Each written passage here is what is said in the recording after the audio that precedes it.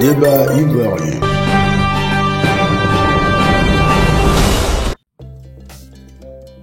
L'affaire Valérie Yapo contre le PDC RDR poursuit sa marche.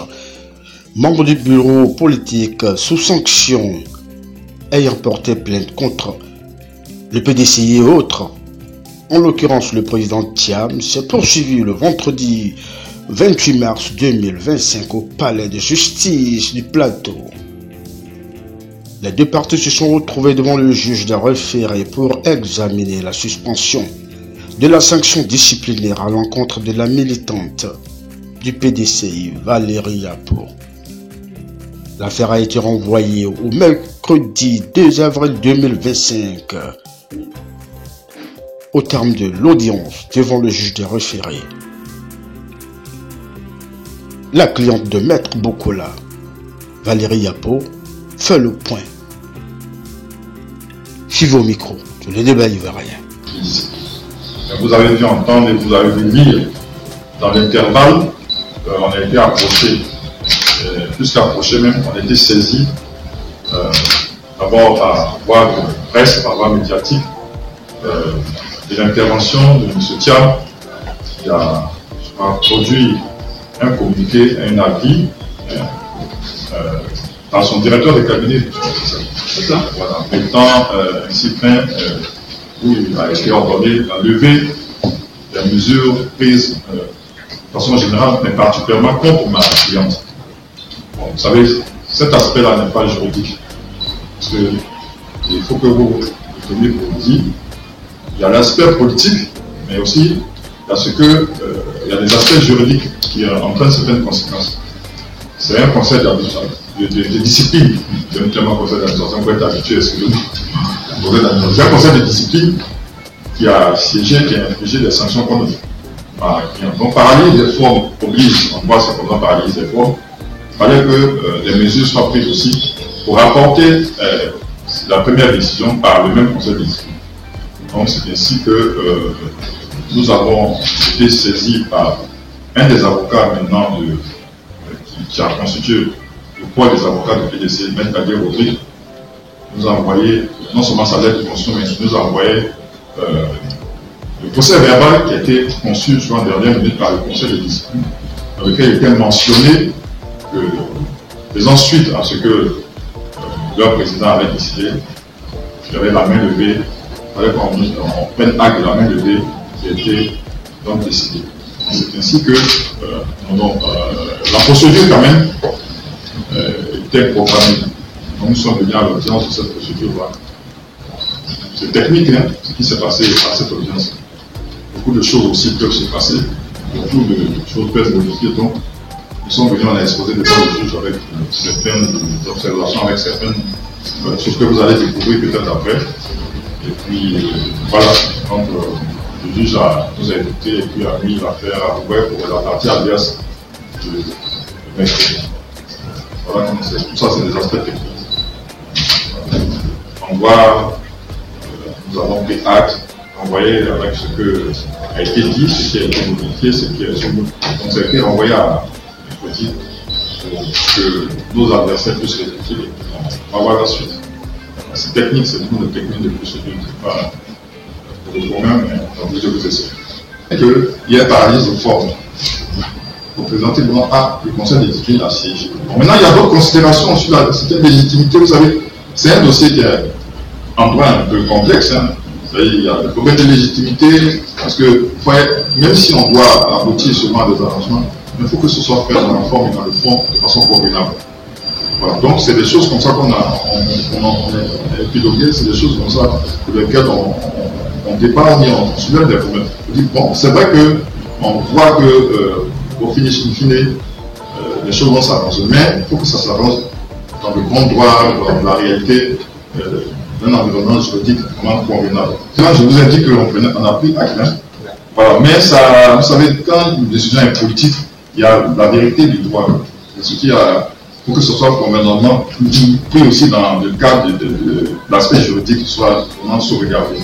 Parce que même quand une république fonctionne, le président peut ordonner certaines choses, mais c'est le ministre qui exécute. C'est un peu comme ça, quand la justice est saisie, il y a le droit, il y a le politique et puis il y a le droit. Parce que souvent dans les passions, les gens font des confusions.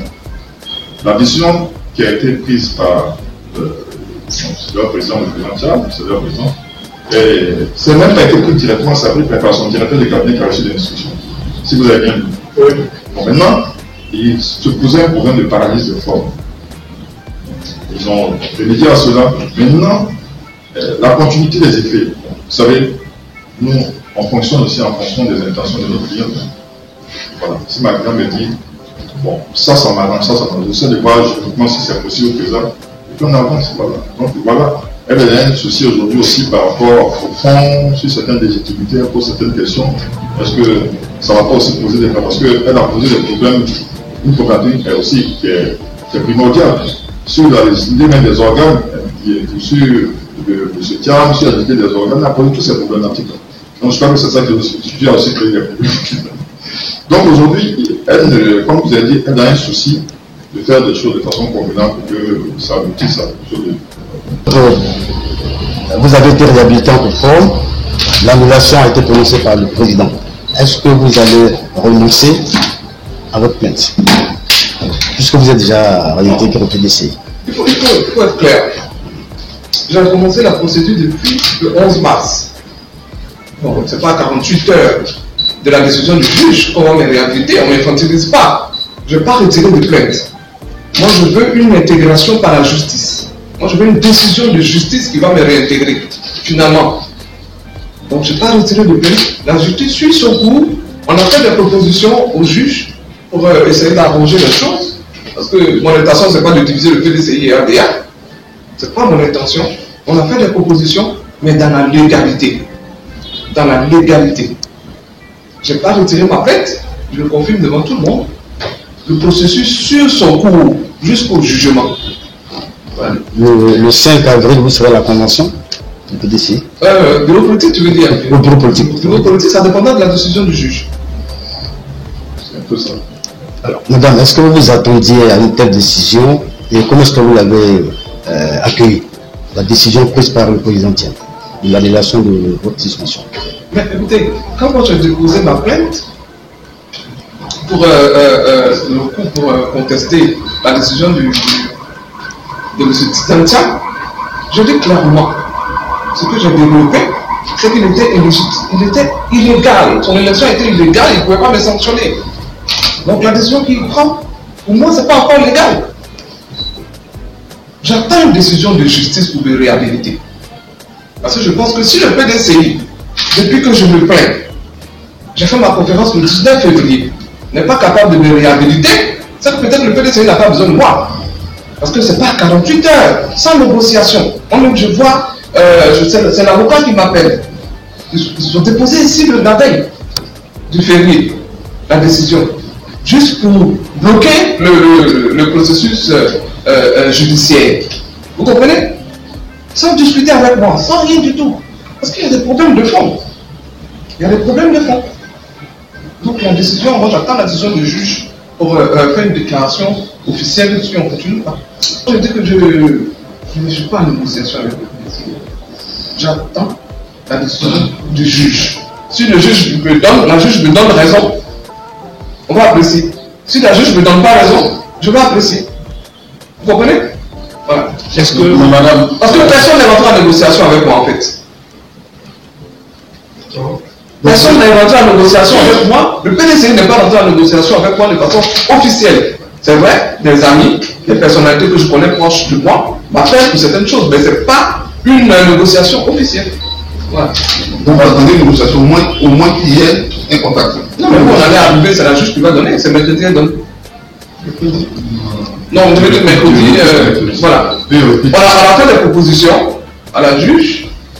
Ils ont demandé, le PDC a demandé le temps de répliquer. Elle a mis mercredi. Et puis, elle donnera sa décision les 2 jours qui viennent. Voilà. Donc, la semaine prochaine, on aura fini avec ce dossier.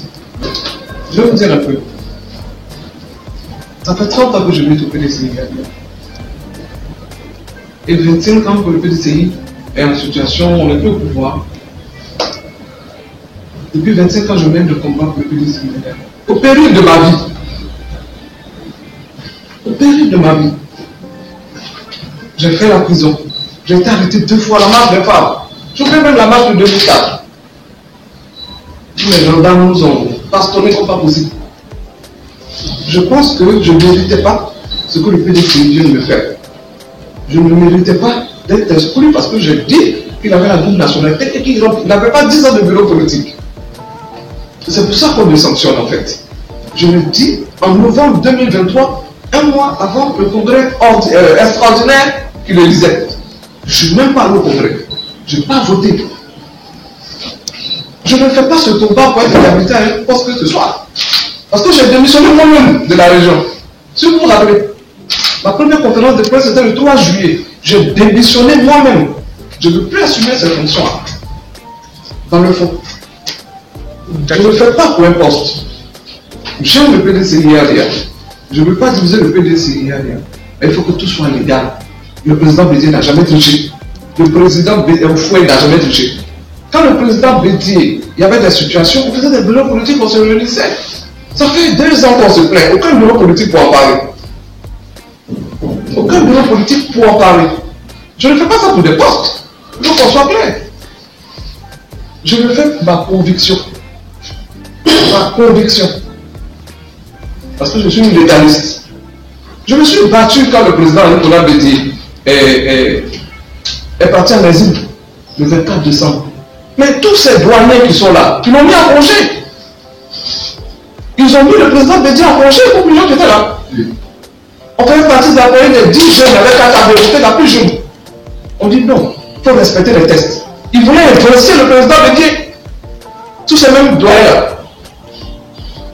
On a dit qu'il faut être légaliste, il faut respecter les tests. Parce que les tests ne disent pas que le président est en exil, on le chasse. On dit quand il a démissionné, quand il est malade, on peut le remplacer. Et c'est comme ça qu'on a imposé au congrès extraordinaire de 2000 le président Bédié. Mais tous ces gens voulaient le changer, ce n'est pas la première fois que ça se passe. Et je suis légaliste, je fais des combats pour la légalité. Je dis respecter les tests. Ils n'ont pas la condition pour le mettre président. Aujourd'hui, on a des problèmes. Ce matin, j'ai vu sur Internet des gens qui ont contesté pour le radier à la cellule.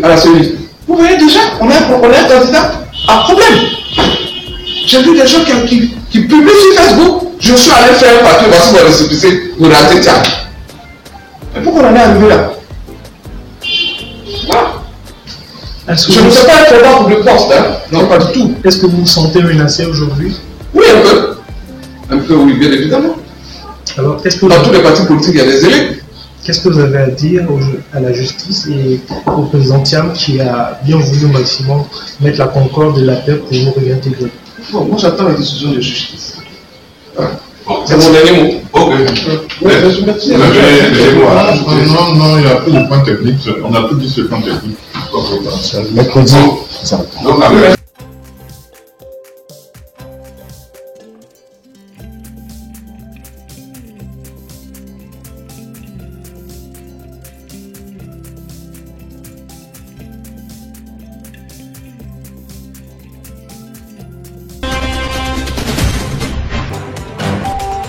Le débat ivoirien.